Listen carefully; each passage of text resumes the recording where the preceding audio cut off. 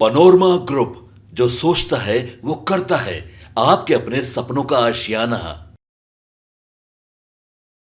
नमस्कार दर्शकों, एक बार फिर से आपका भारत लाइव पे बहुत बहुत स्वागत है। तेजस्वी यादव को नरेंद्र मोदी ने कल हड़काया और हड़काने के बाद तेजस्वी यादव भी नरेंद्र मोदी से आमना सामना करने की तैयारी कर बैठे हैं।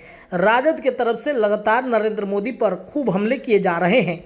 और इतना ही नहीं, आपको बता दें कि कल नरेंद्र मोदी ने जिस तरीके से कहा कि चोरी करने वालों को जेल की सज़ा भुगतनी ही पड़ेंगे, इस बयान ने तो पूरे बिहार के राजनीति को पूरे तरीके से गरमा दिया है। इतना ही नहीं, तेजस्वी पीछे हटने वाले नहीं हैं। उन्होंने खुला चुनौती नरेंद्र मोदी की सरकार को दे दिया है और कह दिया है कि प्रधानमंत्री जी, आपको जो करना है कर लीजिए, आपके नाम खुला खत है। जरा समय निकालकर जाति जनगणना, आरक्षण, मंडल कमीशन और संविधान पर अवश्य अपना ज्ञानवर्धन कर लीजिएगा। एक पत्र वो लिखते हैं और लिखते हैं, आदरणीय प्रधानमंत्री जी नमस्कार।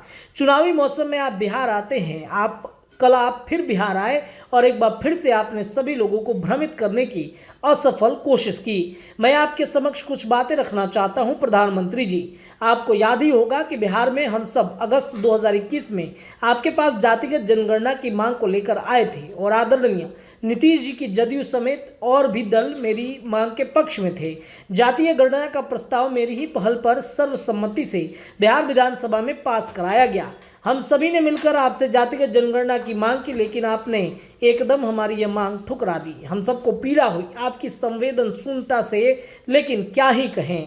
जब हम बिहार में सरकार में आए तो सरकार में आते ही राज्य के खर्चे पर जातिगत सर्वेक्षण कराया, उसकी हकीकत से आपको भी अवगत कराया। प्रधानमंत्री जी, हमने उस सर्वेक्षण के आलोक में आरक्षण का दायरा 75% तक बढ़ाया और आपसे बार बार गुजारिश करते रहे और हाथ जोड़कर मांग करते रहे कि इसको संविधान की 9वीं अनुसूची में डालिए। लेकिन मोदी जी, मूलतः आप पिछड़ा और दलित विरोधी मानसिकता के हैं। आपने हमारे इस महत्वपूर्ण आग्रह, जिसके पक्ष में बहुजन स्वर था, पर कोई विचार नहीं किया। 10 दिसंबर 2023 को पटना में आयोजित पूर्वी क्षेत्रीय परिषद की बैठक में केंद्रीय गृह मंत्री ने भी इसकी मांग की गई थी, लेकिन आप उनसे पूछ सकते हैं। आज आप बिहार आए और यहाँ आकर आप जितनी कुछ आधारहीन, तथ्यहीन, झूठी बातें कर रहे थे, अब आपसे अपेक्षा नहीं है कि आप अपने पद की गरिमा का ख्याल रखकर विमर्श को ऊंचा रखेंगे। लेकिन आज आप भैंस मंगलसूत्र के रास्ते होते हुए मुजरा शब्द का शब्दावली पर भी आ गए। सच कहूँ तो हमें आपकी चिंता होती है। क्या इस विशाल हृदय वाले देश के प्रधानमंत्री जी की भाषा ऐसी होनी चाहिए? आप सोचिए और निर्णय कीजिए। मुझे और कुछ नहीं कहना है। बाबा साहेब का आरक्षण खत्म करने का नायाब तरीका ढूंढा गया, क्योंकि संविधान की धारा 15 और 16 के तहत आरक्षण सरकारी नौकरियों में मिलता है। आपने रेलवे, सेना और अन्य सरकारी विभागों में ये नौकरियां ही खत्म कर दी, फिर आरक्षण की अवधारणा कहाँ आएगी? लेकिन ये गंभीर चिंता है, आपकी प्राथमिकताओं में से है कि नहीं। हम तो आपसे कई बार आग्रह कर चुके हैं, संसद में, सड़क पर, सदन में आप प्राइवेट सेक्टर में आरक्षण की व्यवस्था करिए, ताकि व्यापक बहुजन आबादी, दलित समुदाय और अन्य वंचित समूहों को उनका वाजिब हक मिल सके। प्रधानमंत्री जी, आप 5 किलो राशन मुफ्त करते रहते हैं। यह तो हमारे देश के नागरिकों का संविधान प्रदत्त न्यूनतम अधिकार है। आपकी भाषा और भाव मूलतः गरीबी विरोधी है।